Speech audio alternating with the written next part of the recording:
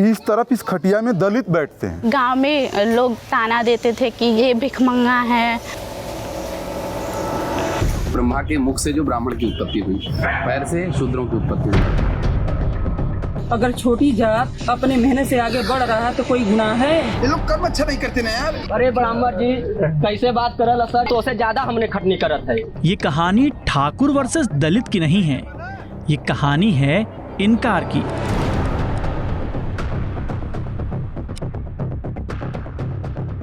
दरअसल रिंकू जी दलितों के सबसे पिछड़े मुसहर समाज से आते हैं और उनके सामने कुर्सी पर बैठे हैं विपिन दुबे जी। 3 बजे राती का माटी निकालब, 12-13 सौ ईटा पात के चुपाई के जाके सुत्ती ला, फिर 3 बजे से माटी तोड़ी ला। दोनों के बीच एकदम हॉट टॉक चल रहा है। मुसहर ईंट बना के दिया, आप पक्के में हैं, किससे कम काम करता है? नहीं भाई, ये लोग आलसी हैं। ओके, सबके नहीं कहा था। दूध व्यापारी दुबे जी जा तो रहे थे पास के गांव में, लेकिन मुसहर जाति के बच्चे के हाथ में किताब देखकर उनकी गाड़ी का ब्रेक लग गया और दुबे जी की जुबान का ब्रेक फेल हो गया। ये लोग 1 हफ्ता काम करेंगे, वो पैसा जब खत्म हो जाएगा फिर दोबारा काम करने शुरू कर। आप भट्टा पर गए हैं कभी? हम गए हैं, भट्टा चलाए हैं जी। भट्टा के बारे में जानते हैं? आपको गुस्सा क्यों आया अभी? जो भट्टा कहत हन कि हम भट्टा पे देखे भाई खटनी ना होत, बहुत खटनी होला भट्टा माता, बहुत पैसा तब जाके पैसा मिला। यहाँ रिंकू का गुस्सा खाली दुबे जी पर नहीं है, बल्कि सदियों से दलितों पर हो रहे अत्याचार के खिलाफ है। हाँ वही, ए दलित है, छुटकी जाति, अलग गिलास में पानी दो, नीचे बैठो, ये सब बर्दाश्त करना मानो दलितों के नसीब में हो। लेकिन अब हालात बदल रहे हैं। रिंकू की तरह ही दलित समाज से आने वाले कई लोग अपनी किस्मत की गाड़ी का स्टीयरिंग खुद संभाल रहे हैं। अब कैसे संभाल रहे हैं सब अभी बता देंगे, तो फिर कहानी के बाकी किरदार क्या करेंगे? मेरे अंदर इतना क्षमता है कि मैं भी आगे बढ़ सकता हूँ। हम लोग इतना मजबूत बन गए कि आज भी 10 डंडा मारेंगे, हम लोग डरने वाले नहीं हैं। मुझे लोग कहते हैं कि ये मीरा भारती नहीं है, कि बुंदेलखंड की एक सैनी आ गई है। हमारे लिए सारे दरवाजे बंद है देवी देवता, हमारे दरवाजे सिर्फ खुले हैं तो शिक्षा के लिए। कोई जरूरी नहीं है कि हम डेड बॉडी जलाएं तो हमारे बेटा भी ही डेड बॉडी जलाए। जय भीम, जय भीम।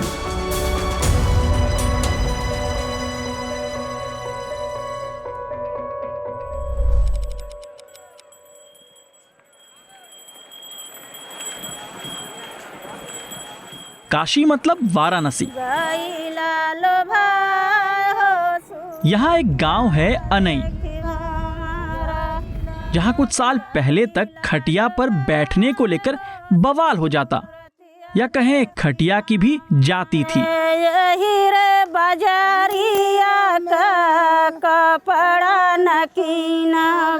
मतलब ये खटिया भी अपने आप को बताता है कि कौन कौन है। जैसे कि अभी अभी इन्होंने आए तो ये इधर नहीं बैठना चाह रहे थे, इस खटिया पे नहीं बैठ रहे थे, उधर जाके बैठना चाह रहे थे, जबकि उम्र में सब कुछ में हमसे बहुत बड़े हैं। अगर कभी मौका भी मिला तो इसी तरफ बैठेंगे, उस तरफ नहीं बैठेंगे। क्यों? क्योंकि वो उनचवान है खटिया का। बाबू पंडित जी तो पहले तो बड़ा उन खटिया बैठल देखे तब जौन बा उठ के मारे बहन यहाँ। कब हुआ ये? पहले जब सब यहाँ सब नहीं आए ओकरे पहले, और जब से आवे लगे तब से तो यहाँ जौन बा कि हम सुबह से बैठल जाए आवाना। ये है मंगला प्रसाद, ओबीसी समाज से आते हैं। ओबीसी में भी पिछड़े भर समुदाय से। ओबीसी में भी अति पिछड़े भर जाति के लोग हैं। ओबीसी भी उनका छुआ पानी नहीं पीते हैं जो भर जाति के लोग हैं। अच्छा। जब मैं पढ़ता था तो सबसे पहले जो ब्रेंच होता था उस पर बैठने को लेकर के आपस में झगड़ा होता था, तो बार बार जो टीचर अपर कास्ट के थे तो वो उन लोगों को आगे बैठाते थे, हम लोग को पीछे बैठाते। जब इस बात कभी शिकायत करते तो उल्टा हम लोग को ही टीचर मारते थे। स्कूल में टीचर से लेकर क्लासमेट जातिवादी मिले तो मंगला बड़े होकर क्रांतिकारी बन गए, इसलिए दलितों के लिए काम करने वाली एनजीओ से जुड़े। शहरी भाषा में कहे तो सोशल एक्टिविस्ट हैं। इस गांव में काम करते हैं 2006 से। क्या क्या बदलाव आया है इस गाँव में? आप जब आए थे तो ये कैसा था यहाँ पे? अभी क्या बदलाव आया? इसी बरगद के पास हम बैठते थे, तो यहाँ पे जब हम बैठते थे तो ऐसे कोई मेरे पास नहीं आता था। मतलब हमको देख भी लेते थे तो लोग चल जाते थे। उनको भय था इस बात का कि कहीं ये कहीं दूसरे जगह के ठाकुर या ब्राह्मण अपर कास्ट होंगे और ले जाएंगे, ये भी काम करवाएंगे, पैसा कौड़ी देंगे नहीं, तो हम लोग को लेके जाएंगे, तो हमको देख करके चले जाते थे। तो मैं इनके बीच में इनसे अपना रिलेशन बनाने के लिए हम लगभग 6 महीना तक आते रहे। अब थोड़ी बात मंगला के समाज यानी अदर बैकवर्ड क्लास की भी हो जाए। बात है साल 1990 की। वीपी सिंह बन गए प्रधानमंत्री, फिर मंडल आयोग की रिपोर्ट लागू कर दिए, पूरा सिस्टम हिल गया। आरक्षण के विरोध में देश भर में हो हल्ला शुरू हो गया। नौकरी में 27% आरक्षण मिला तो ओबीसी के यहाँ सेलिब्रेशन और अपर कास्ट की बढ़ गई टेंशन। अब वीपी सिंह ने पिछड़ों के लिए आरक्षण का ऑक्सीजन तो दिया, लेकिन सिस्टम की बीमारी पुरानी थी। यहाँ इस बस्ती में एक बच्चा बीमार हुआ 2007 में, जिगर। फ्रंट लाइन अखबार में पूरा लिखा कि पहला हेडिंग डाला कि जिगर ने बहन जी का जिगर हिला दिया। बहन जी मतलब मायावती और दलित मतलब बीएसपी का वोटर। लेकिन साल 2007 में जब मायावती यूपी की सीएम थी, तब एक बच्चे की बीमारी ने बहन जी की राजनीतिक सेहत पर असर डाल दिया। जिगर के माँ का नाम गंगा जली है। तो गंगा जली थी तो उन्होंने अपने घर पे एक पॉलीथीन लगाया था और उसमें रह रही थी, और वो संजोग से पॉलीथीन भी बीएसपी बहन जी का वही बड़ा सा बैनर होल्डिंग था, उसी से वो अपना गुजर बसर कर रही थी उसकी वो रख करके। जब उनका बच्चा बीमार हुआ और खाने को परेशान हुई तो उन्होंने अपना इंटरव्यू में बोल दिया इस बात को लेके, हमको किसी सरकार से क्या फ़ायदा, चाहे कोई आए कोई जाए, हम तो जैसे हैं वैसे ही हैं, हमारे बारे में कौन सोचता है। बच्चा मुसहर जाति का था।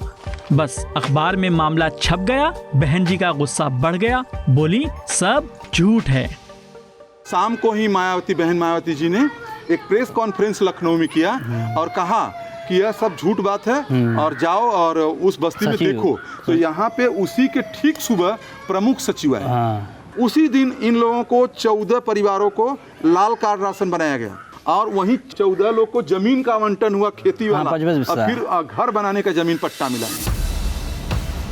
अब मुसहर जाति को भी अपना नेता चाहिए, तो नेता बन भी रहे हैं। मिलिए कहानी के एक और किरदार से, एकदम बिजोर। नाम है गंगा, उम्र करीब 35 साल। ठाकुरों से लोहा ले लिया, बोला कि पंचायत चुनाव लड़ेंगे, वो भी जनरल सीट से, मतलब मुकाबला खुल्लम खुल्ला। कभी एक खटिया पे नहीं बैठते थे उनको देखने के बाद, और आज उनके सामने जाके पर्चा दाखिल करके चुनाव लड़ रहे हैं। तो ये जो डर है, तो ये डर खत्म हुआ है। तो ऐसे कईयों गंगा है, तो उस गंगा में ही गंगा सिंपल। मेरा उम्र 35 साल है, मेरा नाम गंगा है। ठाकुर के खिलाफ पर्चा भर के दाखिल करके हम भी चुनाव लड़ लिए। ये मालूम हो गया कि नहीं, हमारी बात गर्स है, मेरे पास हिम्मत है कि हम मोर्चा उनसे ले लेंगे। ठाकुर हमसे विरोधी ले लिए कि अरे तुम तो मुसहर हो के मेरे मुकाबले आ गए हो। उसका चुनाव का परिणाम क्या है? चुनाव परिणाम क्या, हार गए और क्या, वो ठाकुर निकाल लिया। फिर से लड़ेंगे? हाँ, फिर लड़ेंगे। फिर आएगा सम्मान आ गया, ST आएगा तभी लड़ेंगे। कब नहीं विजय होगा एक दिन होगा ही होगा। अब भले ही गंगा इस बार अपनी चुनावी नैया पार नहीं लगा पाए, लेकिन दलितों के बीच से ही कोई और है जिसने पॉलिटिक्स भी की और जीत भी हासिल की। चलते हैं बुंदेलखंड के चित्रकूट। जय जय जय जय जय भीम, जय भीम, जय भीम, जय जय जय जय जय भीम, जय भीम, जय भीम। इनका नाम है मीरा भारती, लेकिन इनके समर्थक इन्हें शेरनी कहते हैं। मीरा भारती, तुम संघर्ष करो, हम तुम्हारे साथ हैं। कहीं ना कहीं सत्ता का बहुत बड़ा हाथ है और मुझे सत्ता में किसी भी तरह मुझे सत्ता में पहुंचना है। मीरा भारती चमार जाति से हैं। हाँ, वही जिस जाति से उत्तर प्रदेश की पूर्व मुख्यमंत्री मायावती आती हैं। मायावती की तरह इनको भी हाथी की सवारी करनी है, लेकिन फिलहाल हाथी पर चढ़ने के लिए अपनी सीढ़ी खुद बना रही हैं। मेरा नाम एडवोकेट मीरा भारती है। मैं बुंदेलखंड की सरदार सेना की प्रभारी हूँ। वर्तमान में जिला पंचायत सदस्य हुई हूँ और मैं एक बिहार से, एक जंगल इलाका से, एक दलित परिवार, एक गरीब परिवार से आती हूँ।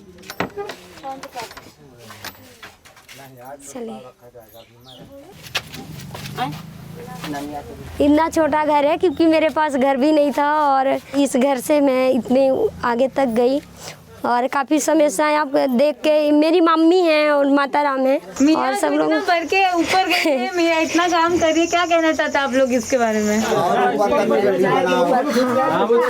ऊपर भाई सीढ़ी में बैठे, हमें खुशी हो, इनके पीछे हमारा भी विकास होगा, हमारा भी सुधार होगा। जब से हमारा 1995 से जब से आरक्षण लागू हुआ, जब से चुनाव शुरू हुआ, तब से यहाँ कभी 80 सीट आई ही नहीं थी।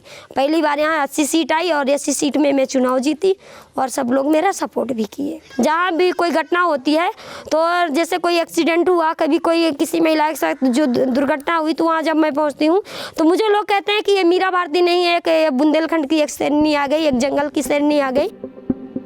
मीरा की कहानी में विलन कम नहीं है। बचपन में शादी और फिर जाति। जब मैं 8 में पढ़ रही थी तब छोटे में मेरी शादी हो गई और उनका कहना था कि आपको पढ़ाई नहीं करना है, आप जंगल चलिए, आपको लकड़ी बेचना है। और मुझे कई बार मारे और मेरे ऊपर शोषण बहुत ज़्यादा हुआ वहाँ।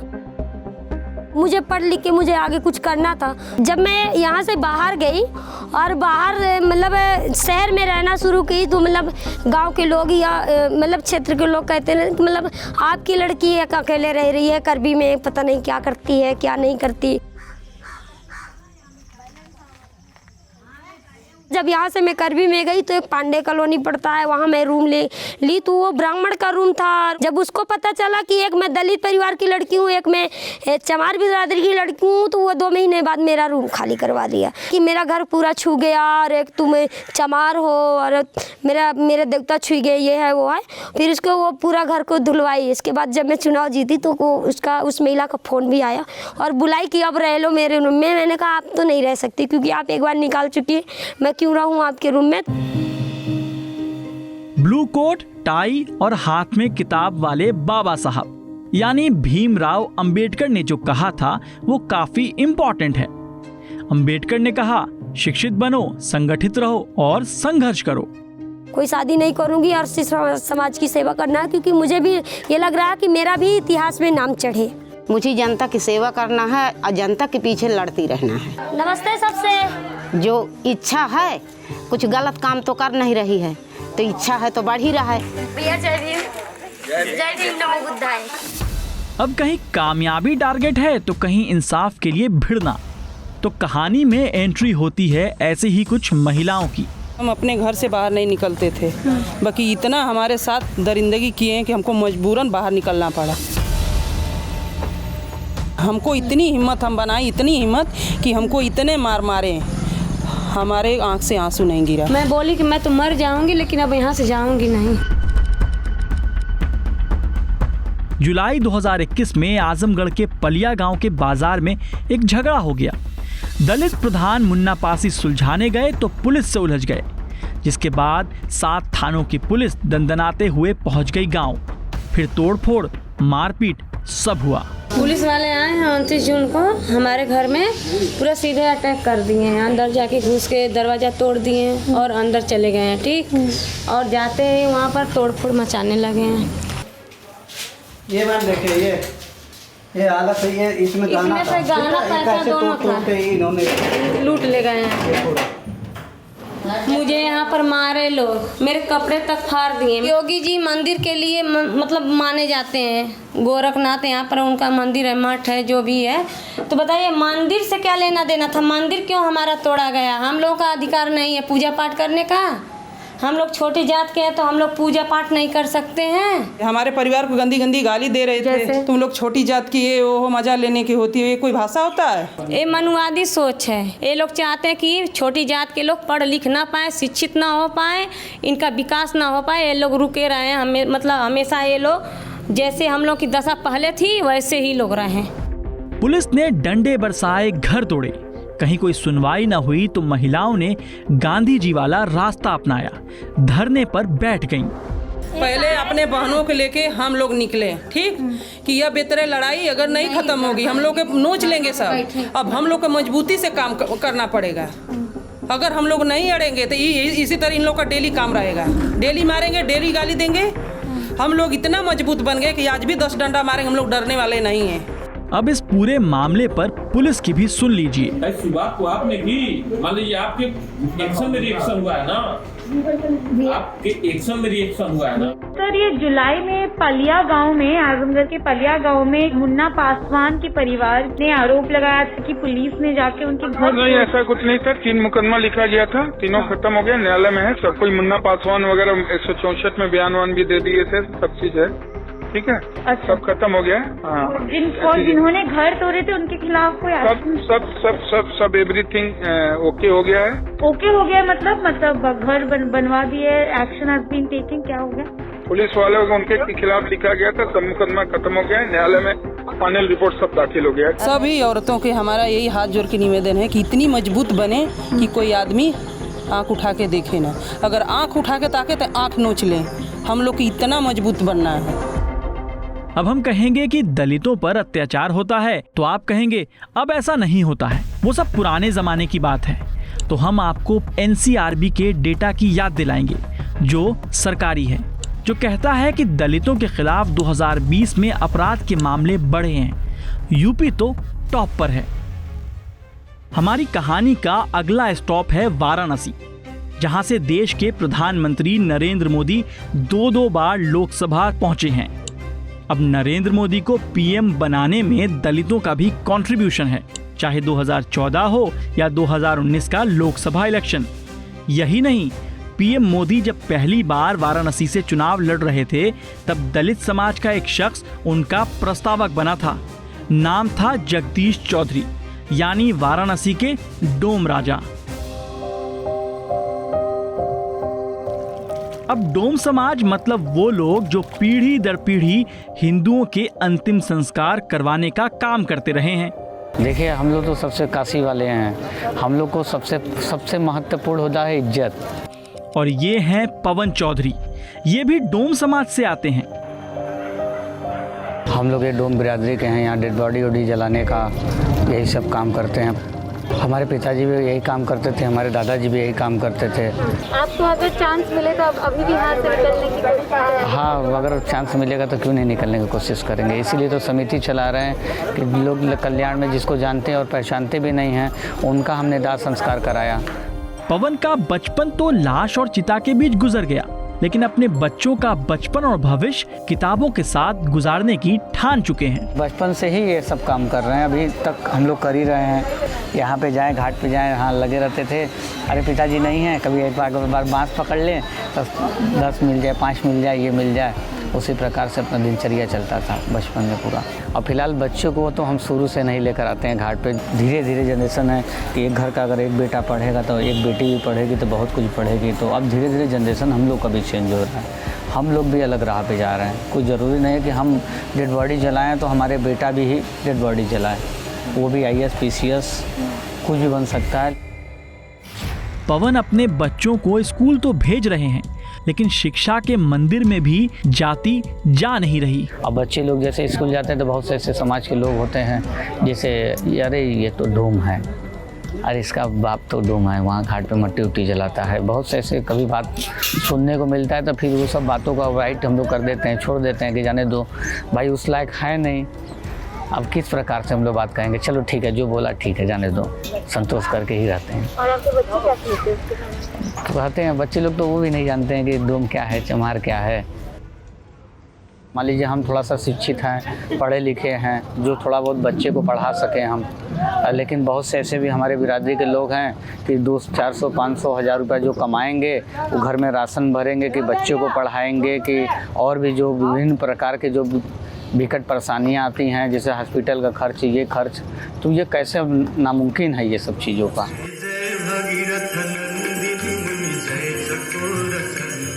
एक बात और, वाराणसी में डोम जाति के लिए अलग से आरती होती है। आपके ठीक पीछे हमारी गंगा आरती भी होती है यहाँ पे, इसी घाट पे। यहाँ गंगा आरती भी हम लोग कराते हैं, केवल डोम समाज के लोग ही गंगा आरती कराते हैं यहाँ पे। लेकिन आरती कराते ब्राह्मण ही हैं। किसी भी घाट पे यदि कोई भी आरती करेगा तो ये लोग ब्राह्मण समाज ही करेगा। 4 वर्ग बांटे गए हैं ब्रह्मा के द्वारा, ठीक है।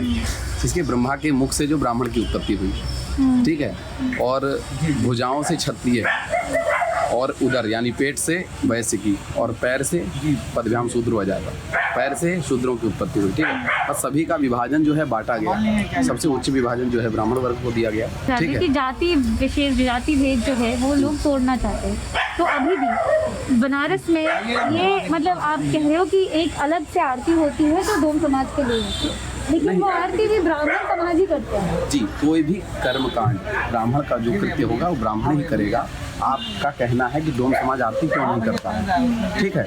देखिए, डोम समाज को भक्ति भाव पूजन पाठ करने का पूरा अधिकार है। वो भगवान की पूजा, गंगा माँ की पूजा, सभी देवताओं की पूजन पाठ कर सकता है, ठीक है। लेकिन जैसे कोई विशेष स्थान होता है, मान लीजिए गंगा मैया हो गई, ठीक है, तो उनका एक स्थान है कि यहाँ पे ये आरती होती है, ठीक है। तो उसकी जो स्वीकृति और अधिकृति दी जाती है वो ब्राह्मण को ही दी जाएगी। आप यहाँ पे आरती करेंगे, मैं जो है कि यहाँ आप पुरोहित रहेंगे और मैं आपका जजमान बन करके आपकी सेवा करूँगा। इस काम में वो इज्जत तो नहीं है, लेकिन सामने वाले को संतुष्टि तो मिल जाता है। नहीं, अब हम लोग ये समाज का काम भी नहीं करेंगे तो आगे चल के जनरेशन, मान लीजिए थोड़ा सा चेंज हुआ, लोग नहीं आए तो क्या होगा, कौन करेगा?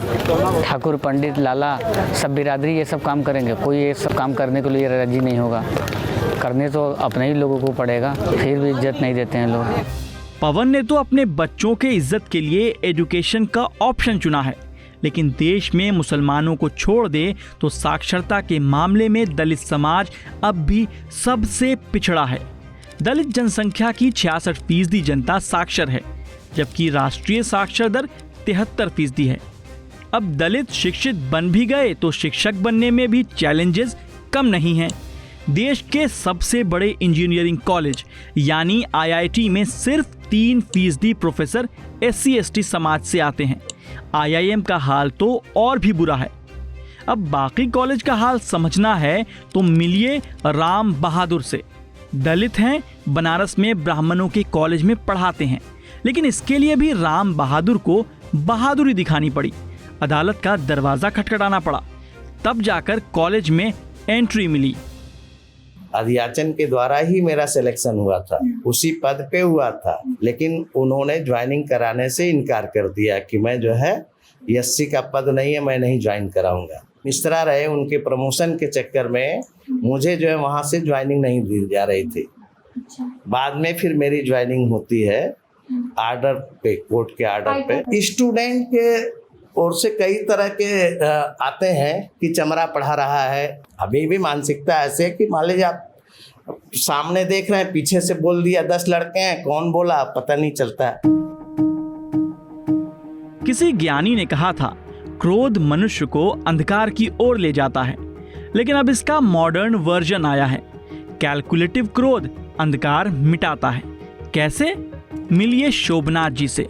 बनारस के छोटे से गांव शिवरामपुर में रहते हैं। जब वहाँ पढ़ने के लिए जाते थे तो ठाकुरों की बस्ती से होते हुए जाते थे, तो जो शोषण हमने देखा था उस शोषण को ध्यान में रखते हुए हम लोगों ने जो है यहाँ सोचा, मन के अंदर ये था कि प्राथमिक विद्यालय जो है हमारी बस्ती में हो जाएगा तो हमारे बच्चे जो है गांव में ही पढ़ेंगे। तो इस विद्यालय को स्थापित कराने का काम हम लोगों के कार्यकाल में ये हुआ।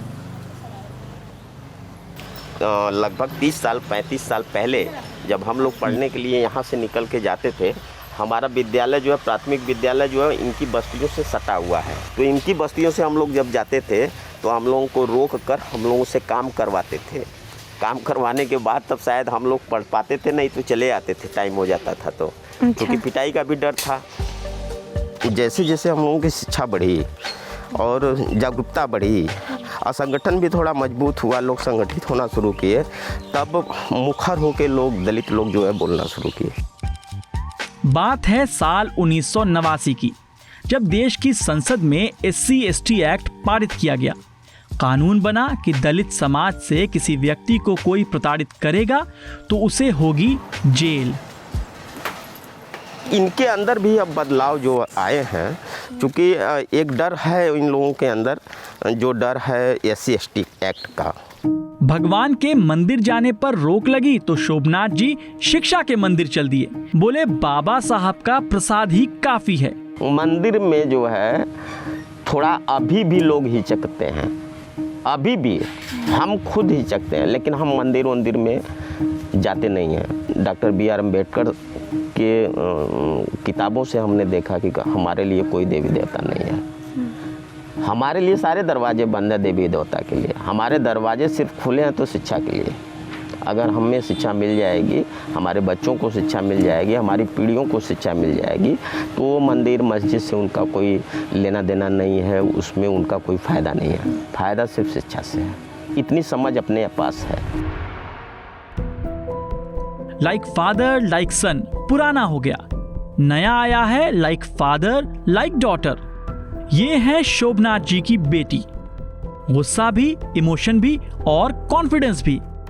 किताब से इश्क है और फिलहाल शादी नहीं करनी है। अभी मैं शादी नहीं करना चाहती। मैं अपने आप को कहीं एक मतलब अपनी लाइफ में सक्सेस होना चाहती हूँ कि मैं जॉब करना चाहती हूँ। गांव में लोग ताना देते थे कि ये इसका बाप जो है कम पैसा कमाता है, मतलब ऐसा मतलब वर्ड बोलते थे, जैसे कि ये भिखमंगा है। और किसको बोलते थे? पापा को मतलब ताना देते थे लोग। तो इसलिए मैं सोची कि मुझे कुछ करना है लाइफ में। कुछ देर कोई बात नहीं, आराम करें, बैठिए, कोई बात नहीं, कोई नहीं।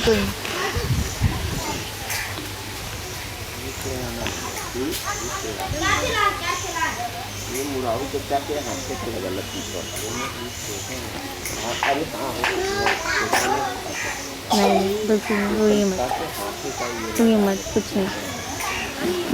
गांव के ही बगल में मतलब जब भी वो ड्रिंक कर लेते हैं तो ऐसे ही बोलते रहते हैं। दूसरी जाति के लोग बोलते हैं कि चमार? नहीं, मेरी ही जाति के हैं। क्या बोलते हैं? उनको मतलब जलन होती है अंदर से कि इस गांव में हम ही शेर खां हैं। और पापा मेरे जो हैं कि इतने कम पैसे कमाते हैं फिर भी हम लोगों को इतना अच्छा पढ़ाई पढ़ा रहे हैं। बाहर निकल के कुछ करना चाहती हूँ। अगर मैं CHO बन गई तो मैं अपने गांव के लिए भी करूँगी। मैं फ्री में ट्रीटमेंट करूँगी उन लोगों का। लेकिन गांव में नहीं रहना चाहती हैं? नहीं, ये सब सुन करके मुझे यहाँ पे रहने का इच्छा नहीं करता है। अब मिलिए इस कहानी के आखिरी किरदार से। सरदार सुरेश सिंह खुद वाराणसी में हॉस्पिटल चलाते हैं और दलितों के विकास के लिए एंटरप्रेन्योरशिप यानी खुद का व्यापार हो ऐसी सोच रखते हैं। मैं छोटा था, पैसे का अभाव में जिससे मेरे फैमिली में इलाज नहीं हो पाया, तो मैं उस दिन से सोचा कि मैं एक ऐसा काम करूंगा अपने लाइफ में कि कोई ऐसा व्यक्ति ना हो जो कि पैसे के अभाव में उसका इलाज रुक जाए। डॉक्टर भीमराव अम्बेडकर साहब जो एक सब बोले हैं लोगों को, शिक्षित बनो और संगठित रहो, संघर्ष करो। खास तौर से ये देश बिजनेस से चल रही। मैं चाहता हूँ कि अपने इस कम्युनिटी में बिजनेस को डेवलपमेंट अगर करूँगा, आर्थिक स्थिति मजबूत करने के लिए यदि लोग बिजनेस की तरफ जाएंगे तो हमें लग रहा है कि बहुत जल्दी जो है, जो हमारे समाज में गरीबी की स्थिति है वो चीज़ समाप्त हो जाएगी। जाहिर सी बात है कि आप अपने आप को ऊपर चढ़ा रहे हैं तो ये मान चले कभी न कभी आप गिर सकते हैं, कोई पैर भी खिंच सकता है, लेकिन उससे आपको तंग नहीं होना है। उससे ऊपर उठ करके, उससे न उलझ करके आपको आगे बढ़ने के लिए बराबर सोचना है। तो मोरल ऑफ द स्टोरी यही है कि पूर्वी उत्तर प्रदेश में तैयारी जोरों पर है। जय भीम, जय भीम। नेतागिरी हो या शिक्षागिरी, दलितों को झुकने से इनकार है और हिस्सेदारी की दरकार है। मेरा नाम है पूजा देवी। पूजा, कितने साल के हो आप? 9 साल। मैं भी पढ़ लिख के आगे बढ़ूंगी। क्या बनना है आगे जाके? नेता।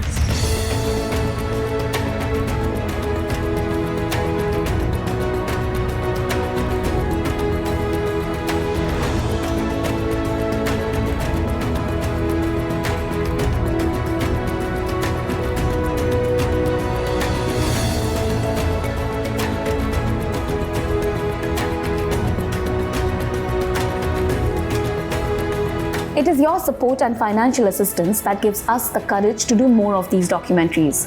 So become a member of the Quint and support our brand of independent journalism. We are truthful, unafraid and independent because of you. Now you can help our reporting from the ground. Go to thequint.com, click Become a Member tab, choose a plan and pay. Because the truth is worth it.